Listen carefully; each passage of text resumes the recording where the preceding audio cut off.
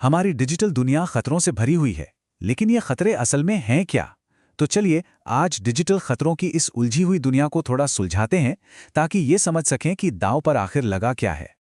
तो सवाल यही उठता है कि जब हम सुनते हैं साइबर थ्रेट या साइबर खतरा, तो इसका असल में मतलब क्या होता है? इंटरनेट की इस दुनिया में वो कौन से अनदेखे जोखिम हैं जिनसे हमें वाकई सावधान रहने की जरूरत है? चलिए बिल्कुल बेसिक से शुरू करते हैं। देखिए, किसी भी तरह के बचाव के बारे में सोचने से पहले ये जानना सबसे जरूरी है कि हमारा मुकाबला आखिर है किससे। और हर चीज की शुरुआत इसी एक बुनियादी सवाल से होती है कि खतरा आखिर है क्या।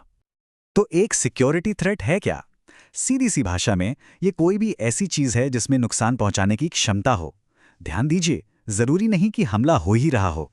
सिस्टम में सिर्फ एक कमजोरी का होना भी अपने आप में एक खतरा है, जो बस किसी के इस्तेमाल किए जाने का इंतजार कर रहा है। साइबर सुरक्षा का पूरा खेल असल में इन्हीं 3 पिलर्स के इर्द गिर्द घूमता है। कोई भी अटैकर हमेशा इन्हीं 3 चीजों पर हमला करता है: कॉन्फिडेंशियलिटी, इंटेग्रिटी और अवेलेबिलिटी। मतलब या तो वो हमारी जानकारी चुराना चाहते हैं, या उससे बदलना चाहते हैं, या फिर हमें ही उस तक पहुंचने से रोक देना चाहते हैं। अब इन खतरों को बेहतर तरीके से समझने के लिए इन्हें 3 बड़ी कैटेगरीज में बांटा जा सकता है। इससे ना पूरी तस्वीर एकदम साफ हो जाती है। देखिए, खतरे 3 तरह के हो सकते हैं। एक मानवीय, जैसे कोई हैकर कुछ चुरा रहा हो। दूसरा तकनीकी, जैसे सॉफ्टवेयर में कोई बग या खामी हो। और तीसरा पर्यावरणीय, जैसे मान लीजिए पावर कट की वजह से सर्वर ही बंद हो गया। हर एक अपने आप में एक अलग तरह की चुनौती पेश करता है। अब जरा सबसे कॉमन कैटेगरी यानी इंसानों से होने वाले खतरों पर करीब से नजर डालते हैं। यहां पर ना बाहरी और भीतरी हमलावरों के बीच का फर्क समझना बहुत बहुत जरूरी है। यहां एक बहुत बड़ा फर्क है।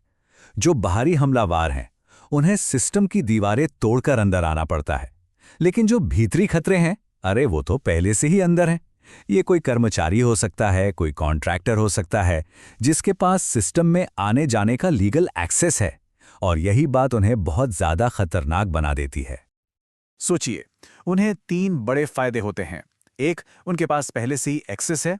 2, वो सिस्टम की रग रग से वाकिफ होते हैं। और 3, उन्हें यह भी पता होता है कि कीमती डेटा आखिर रखा कहाँ है। इसी वजह से ऐसे खतरों से निपटना बहुत मुश्किल हो जाता है।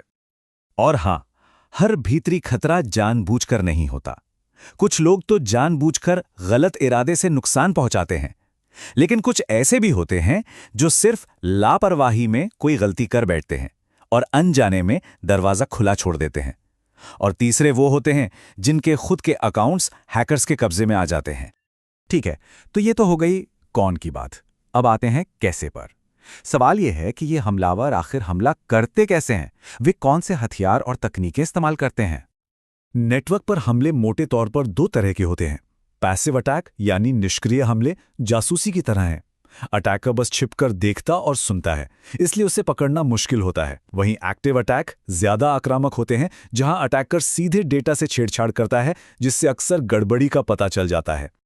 फिशिंग ये शायद सबसे आम और असरदार हमलों में से एक है। क्यों? क्योंकि यह सीधे इंसान के भरोसे पर वार करता है।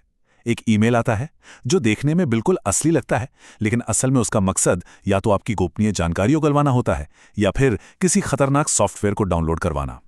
सेशन हाईजैकिंग भी एक बहुत चालाक तरीका है।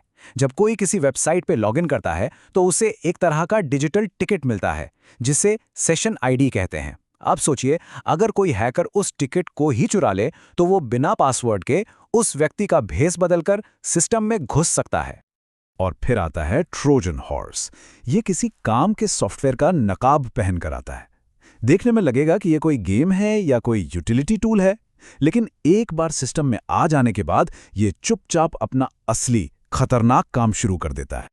और ये लिस्ट तो बहुत लंबी है। वायरस और वर्म्स हैं जो खुद ब खुद फैलते हैं, स्पाईवेयर है जो जासूसी करता है, स्पूफिंग है जो किसी और की पहचान की नकल करता है। ये सब मिलकर हमलावरों का एक पूरा डिजिटल शस्त्रागार बनाते हैं। और हर हथियार का काम करने का तरीका अलग है, जो इस लड़ाई को और भी मुश्किल बना देता है। तो इन सभी अलग अलग खतरों को, हमलावरों को और उनके तरीकों को समझने का आखिर मतलब क्या है? इन सब बातों का निचोड़ क्या निकलता है? सारी बातें से एक लाइन पर आकर टिक जाती है। जब तक ये साफ ना हो कि बचाना क्या है और दुश्मन कौन है, तब तक कोई भी बचाव की रणनीति काम कर ही नहीं सकती। खतरे को समझे बिना सुरक्षा बस एक भ्रम है और कुछ नहीं।